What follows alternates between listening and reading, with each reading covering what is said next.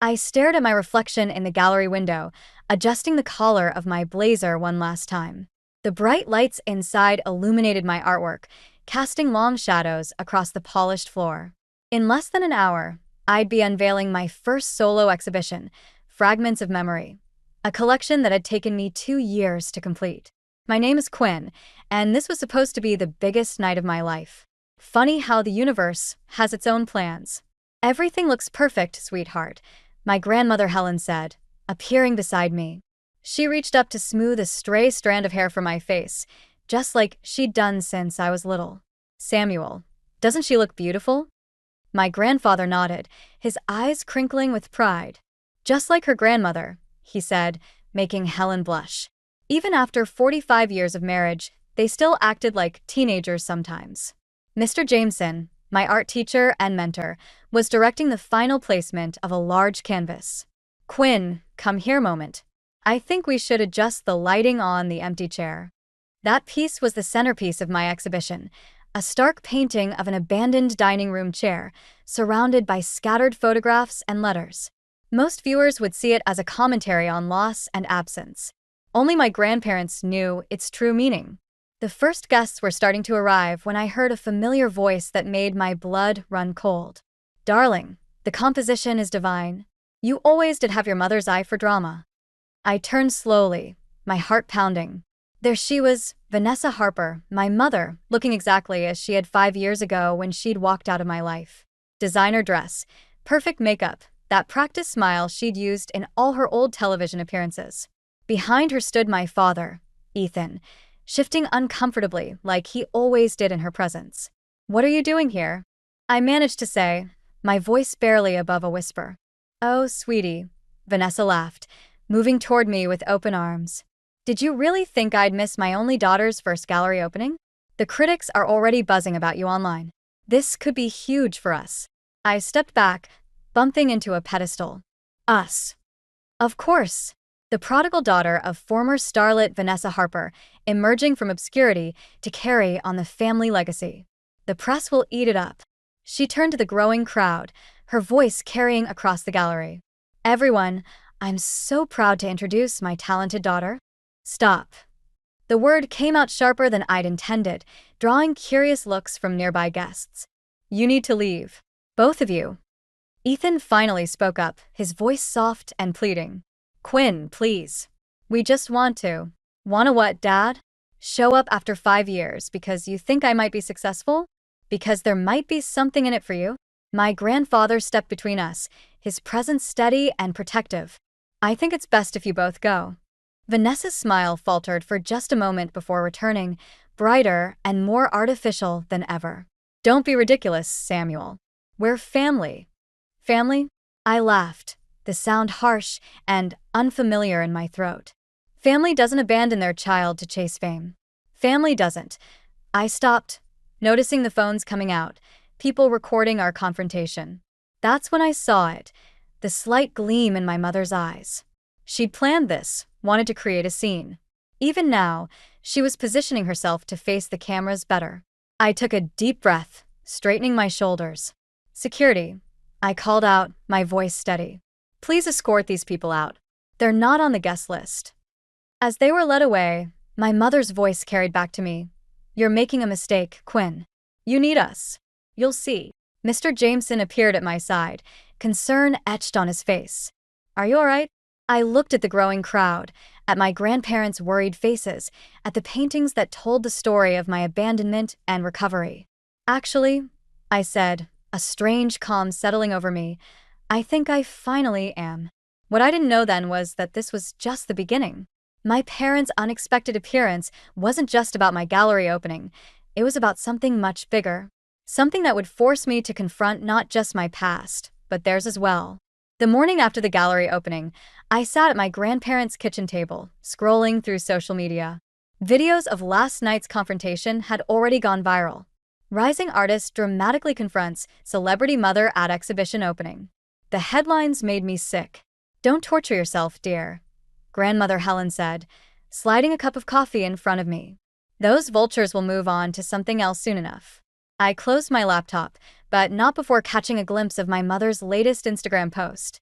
A carefully staged photo of her looking wistfully at one of my paintings, captioned, "A mother's love never dies." Hashtag proud mama, hashtag artistic legacy.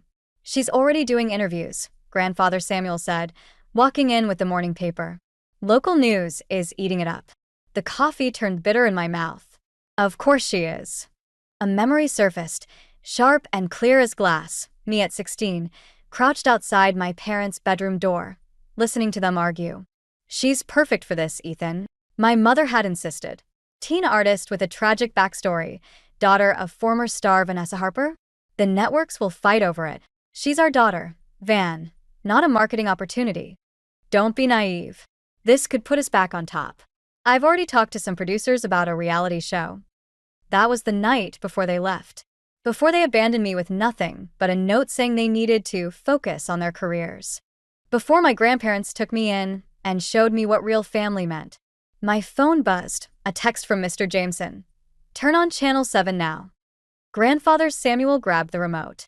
There she was, my mother, perfectly composed in a morning show interview. "Always knew Quinn had inherited my creative spirit," she was saying, dabbing at dry eyes with a tissue. When I stepped back from the spotlight to nurture her talent. Stepped back.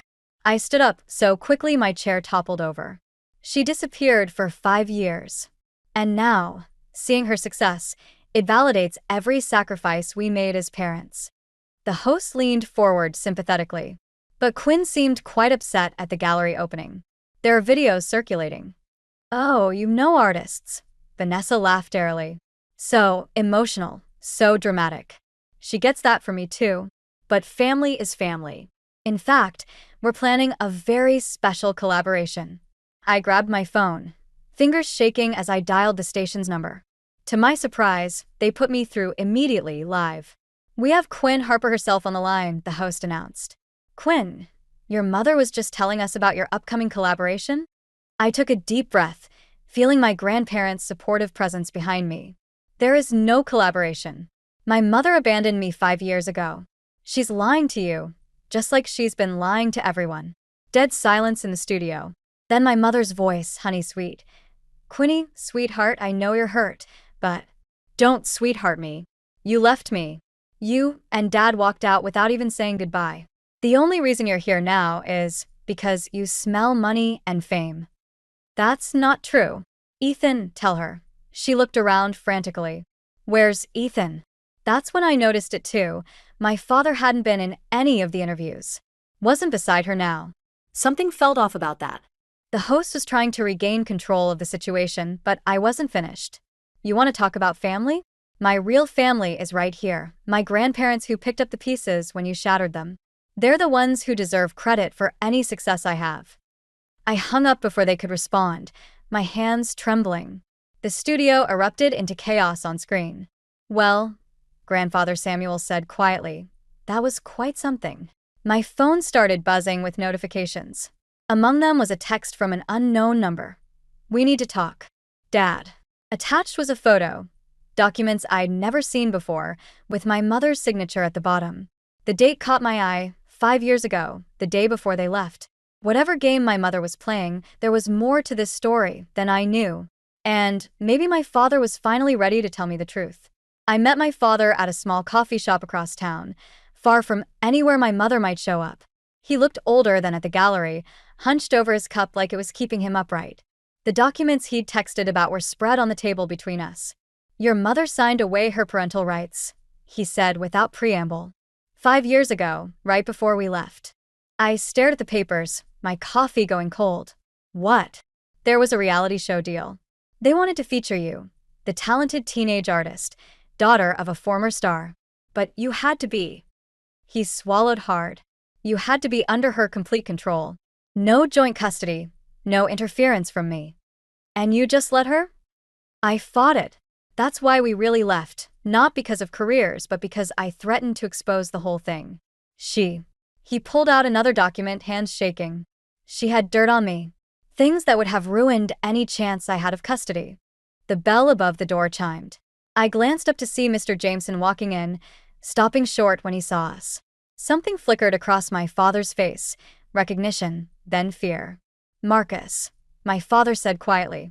I didn't expect. Ethan. Mr. Jameson's voice was ice. Still hiding from your mistakes? I looked between them, confusion mounting. You two know each other? Your father and I worked together, Mr. Jameson said, not taking his eyes off Dad. Until he sold out our entire gallery to fund your mother's comeback attempt. The world tilted sideways. What? It wasn't like that, Dad protested. The gallery was failing anyway. Because you were embezzling. Mr. Jameson's hands clenched into fists. Artists lost their life's work. People lost their jobs. And you just disappeared.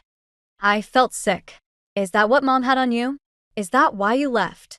Dad's silence was answer enough. That's why you took me under your wing, I said to Mr. Jameson. You knew who I was all along.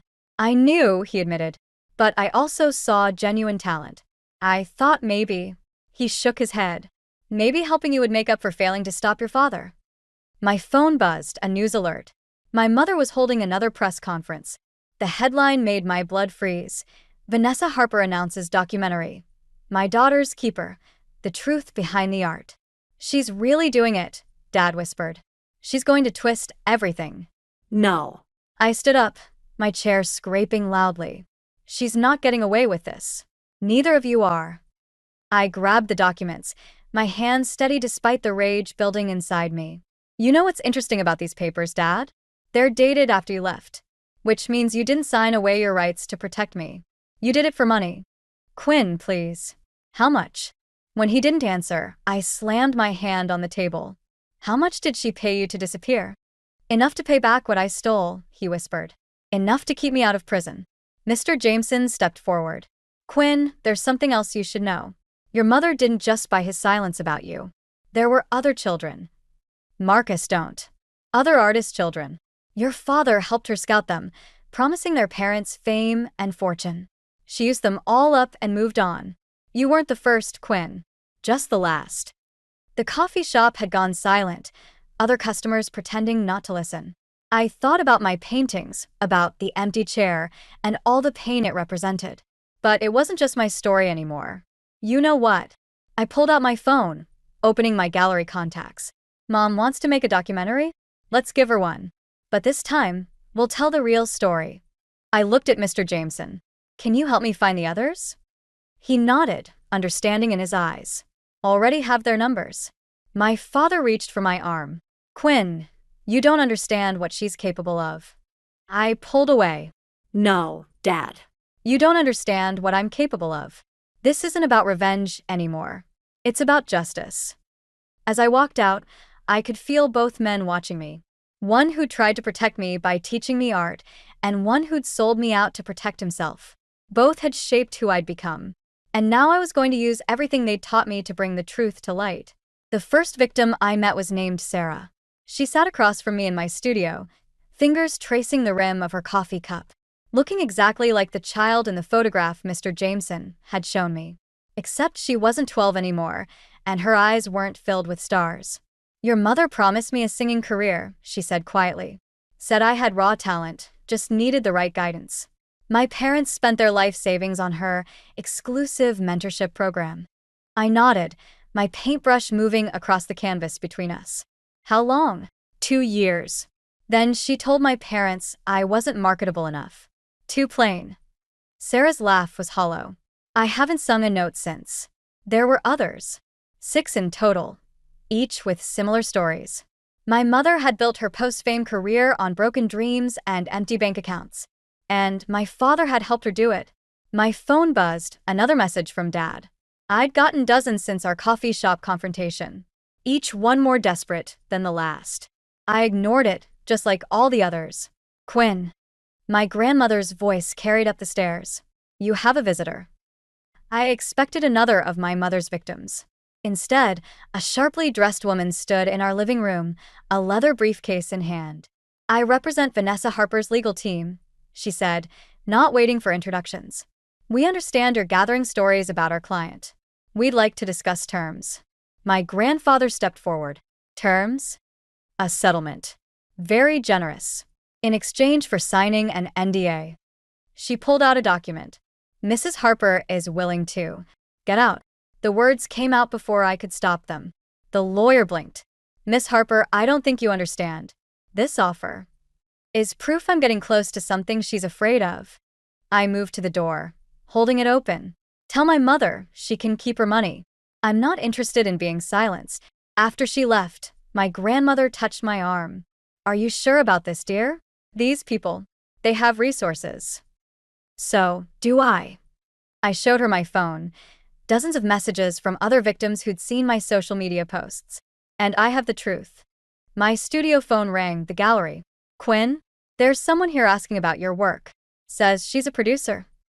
I'll be right there. I grabbed my keys, but my grandfather stopped me. Wait. He disappeared into his study, returning with a worn leather journal. I've been saving this. It's your father's old diary. Found it after they left. He hesitated. There are things in here about your mother, about what really happened to the gallery money. Before I could respond, my phone chimed with a news alert. My mother's face filled the screen, tears streaming perfectly down her cheeks as she addressed a crowd of reporters. My daughter is being manipulated by people who want to destroy our family, she sobbed. These horrible accusations. I only ever wanted to help those children achieve their dreams. The camera panned to show my father standing beside her, head bowed. My stomach churned as he stepped up to the microphone. Quinn, he said, voice breaking. Please stop this. Your mother. We both made mistakes, but she's still your mother. These stories you're collecting. You don't understand the damage they could do. I looked down at his journal in my hands, then back at his pleading face on the screen. No, Dad. You don't understand the damage that's already been done. My phone buzzed again, Mr. Jameson. Turn on Channel 4. Now. Another news station, another story. But this time, it wasn't my mother crying crocodile tears. It was Sarah, standing tall before the cameras, telling her story. Behind her stood 3 more of my mother's victims. We won't be silent anymore, Sarah said, her voice strong and clear. And we're not alone. I opened my father's journal, my hands steady despite the weight of what I might find inside. The first page was dated 5 years ago, the day before they left. Vanessa says this is the only way, he'd written. But Quinn deserves to know the truth about what happened to Maria. I didn't recognize the name, but something about it made my blood run cold. Whoever Maria was, she might be the key to understanding why my parents really abandoned me. And why my mother was so desperate to keep me quiet now. I spent 3 days reading my father's journal, piecing together a story that made my blood run cold. Maria wasn't just another victim of my mother's schemes. She was their first. A talented young pianist who died by suicide after my mother destroyed her family financially and emotionally. The gallery's collapse wasn't just about money. It was about hiding evidence. I sat in my studio, surrounded by newspaper clippings Mr. Jameson had helped me gather. Maria's obituary was small, tucked away on page 6. No mention of my parents, though they'd been her mentors for 2 years. My phone lit up, a text from Sarah. Your mother's lawyers are pressuring my parents. They're scared, Quinn. Before I could respond, my grandmother called up the stairs. Quinn, your father's here. I found him in the kitchen, looking worse than ever. The smell of alcohol clung to him like cologne. You need to stop, he said without preamble. Your mother. She's not well. The pressure of all this. Maria Delgado. His face went white at the name. You wrote about her in your journal. How old was she, Dad? 16? You don't understand. I understand perfectly. You and Mom pushed her until she broke. Then you covered it up and moved on to the next victim. My voice stayed steady, though my hands shook. How many others were there before me? We never meant. He stopped, swallowing hard. Your mother was desperate. After her show was canceled, we were drowning in debt. Maria's parents were wealthy, influential. So you targeted their daughter. The pieces clicked into place. But something went wrong. Maria threatened to expose everything. Your mother? She leaked photos, started rumors. Said Maria was unstable, attention-seeking. He couldn't meet my eyes. When we heard about what happened, your mother said we had to leave town. Start fresh. With me as your next project. The kitchen door opened. My grandmother stood there, face pale. Quinn, you need to see this. On the living room TV, my mother was giving another interview. but something was different. Her perfect mask had slipped, revealing something desperate and dangerous in her eyes. "My daughter thinks she knows the truth," she was saying. "But she's about to learn that some stories are better left untold." For everyone's safety, the interviewer leaned forward. "Are you threatening your daughter, Mrs. Harper?" "I'm protecting her, just like I've always protected her." She smiled, but it didn't reach her eyes. "Quinn, darling, if you're watching, remember Maria. Remember what happens to people who push too hard for answers." My father grabbed the remote, shutting off the TV. "Now you see why you need to stop?" No. I pulled out my phone, showing him the group chat with Sarah and the others. "Now I see why we need to finish this." "Quinn, please. You can help us tell the truth, Dad. Or you can keep enabling her. Your choice." He reached for me, but I stepped back. In that moment, I saw him clearly, not as my father, but as a man who'd chosen the easier path so many times it had become a habit. "I'll be at the gallery tomorrow night," I said. "I'm unveiling a new series. The Lost Ones, portraits of everyone Mom destroyed, including Maria." I met his eyes. "You should come. See what your silence costs. She'll try to stop you. I'm counting on it." After he left, my grandmother touched my shoulder. "Are you sure about this? Your mother?" That wasn't just a threat. She looked desperate. I finished. "Good. Desperate people make mistakes." My phone buzzed again. "Mr. Jameson, Maria's parents want to meet. They've kept everything. Letters, contracts, photos, even recordings." I looked at my latest painting, Maria's face, pieced together from old photographs, her eyes holding all the dreams my mother had crushed. "I'm not running away," I texted back. "Not like they did." Tomorrow night, one way or another, the truth about Vanessa Harper would come out. And this time, no amount of tears or threats could stop it. Unless, of course, my mother had one last devastating secret to reveal. The gallery hummed with nervous energy as I stood before Maria's portrait. Her parents had arrived early, clutching a manila envelope full of evidence. They looked smaller than I'd imagined, worn down by years of grief and silence. "She would have been 26 this year," Mrs. Delgado whispered, touching the canvas. The doors burst open. My mother swept in, flanked by lawyers and camera crews. She'd timed it perfectly, just as the main crowd was arriving. "Quinn, darling." She approached with open arms, playing to the cameras. "What a powerful piece. You've captured her spirit beautifully. Don't." My voice shook. "Don't pretend you care about Maria." "Of course I care." She turned to the cameras. "Maria was like a daughter to me. Her tragic struggle with mental illness." "Lies." Mrs. Delgado stepped forward. "You destroyed our daughter." Security moved toward the commotion, but my mother raised her hand. "It's fine. Poor woman. Maria's death affected her deeply. She's never accepted the truth." That's when I saw my father slip in through the side door, looking haunted. He carried something, a small recorder. "The truth?" I gestured to the wall of portraits. "Like the truth about Sarah? About all of them?" "Quinn." My mother's voice dropped, though her smile remained. "Think carefully about what you're doing. Some truths are better left in the dark." Mr. Jameson emerged from the crowd. "Like the truth about the gallery money? About how you and Ethan—" Enough. For a split second, her mask slipped. "Quinn, you have 5 minutes to shut this down or what?" I pressed play on my phone. Maria's voice filled the gallery, a recording from the Delgado's evidence. Her tearful voice describing the manipulation, the threats, the blackmail. My mother's face went white. "Turn that off. Make me." She lunged for my phone, but I stepped back. In her desperation to grab it, she knocked over an easel. The crash silenced the room. "You ungrateful little." She caught herself, aware of the cameras. "I gave you everything. Everything.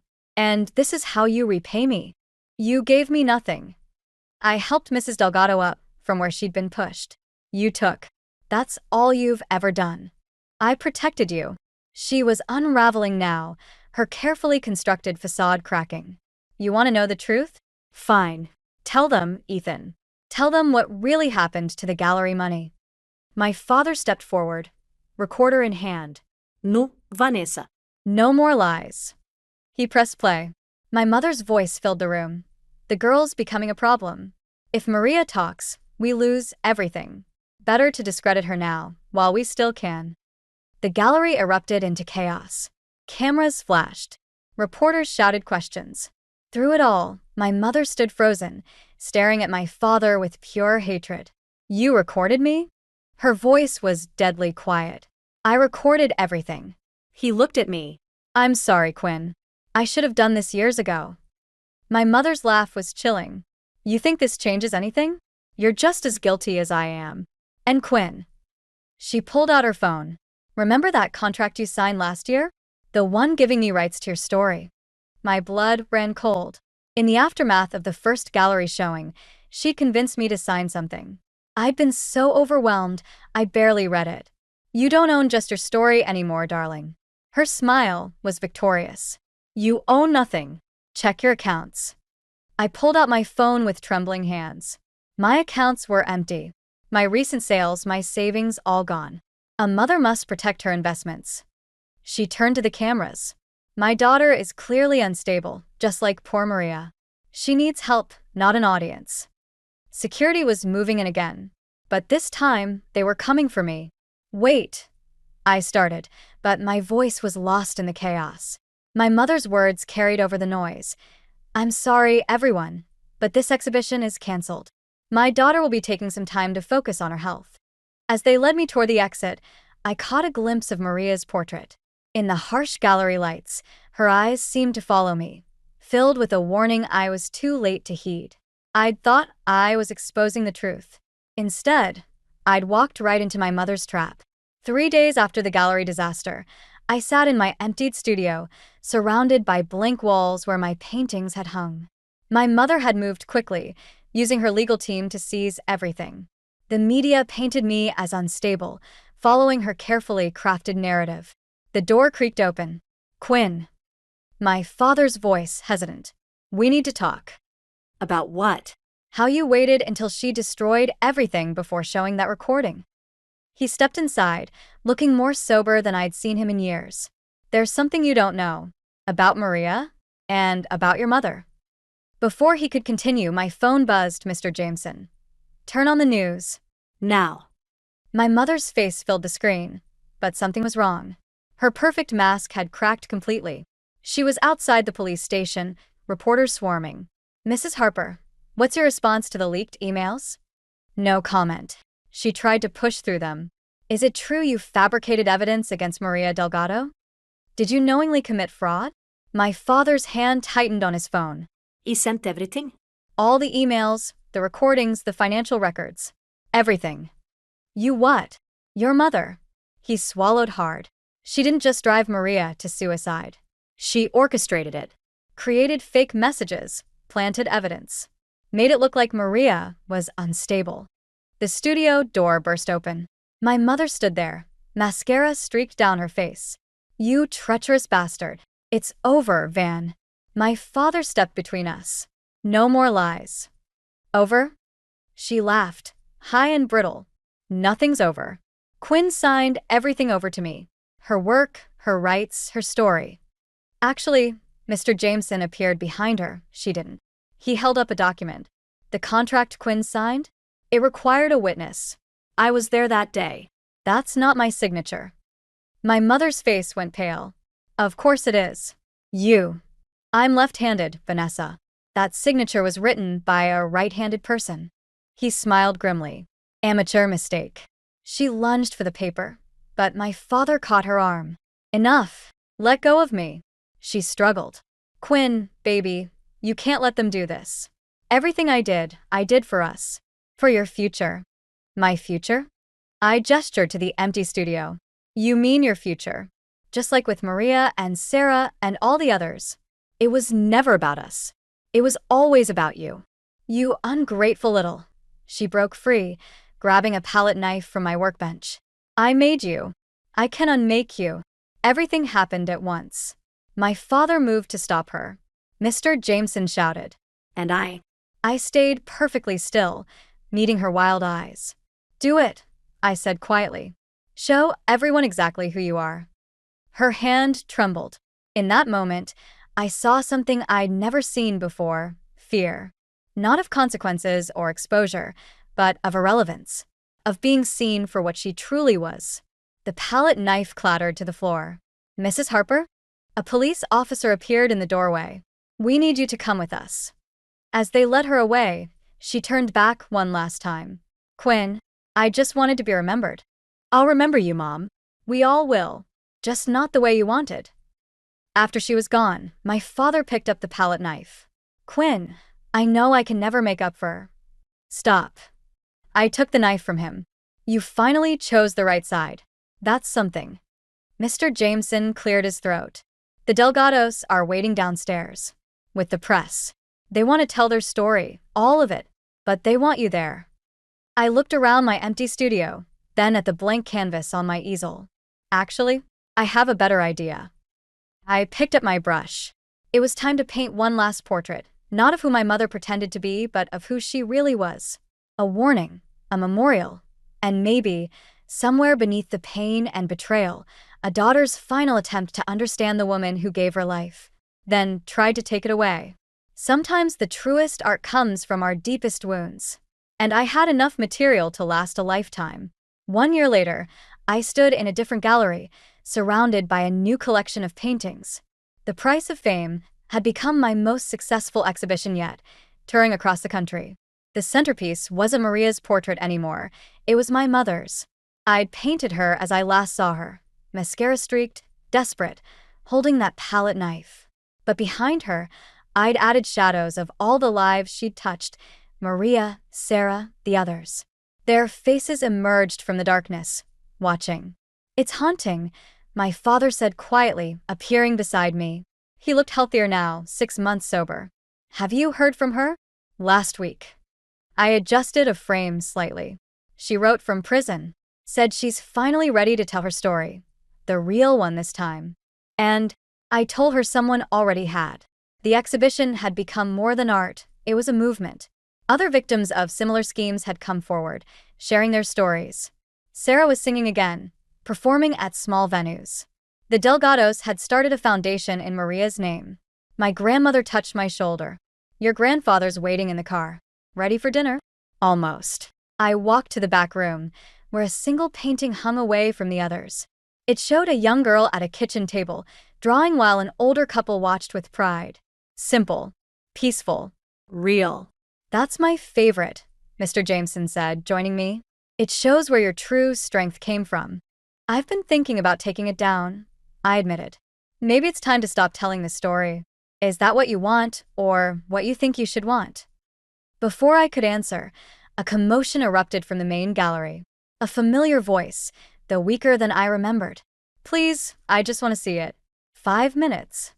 My mother stood in the doorway, escorted by 2 guards. Her prison-issued clothes hung loose on her frame.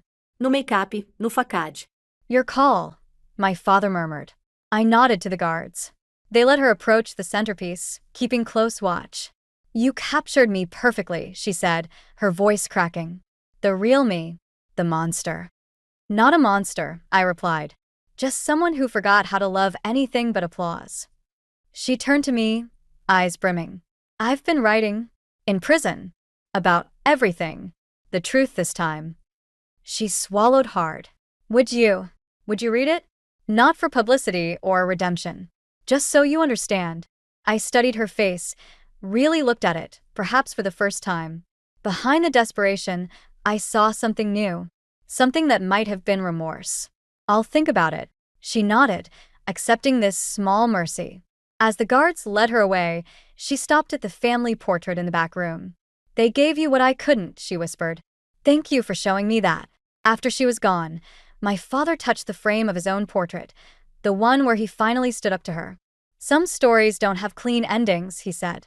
"No," I agreed. "But they have true ones." My phone buzzed, a message from Sarah. Her first EP was releasing next month. She wanted me to design the cover art. "Ready for dinner?" My grandmother called again.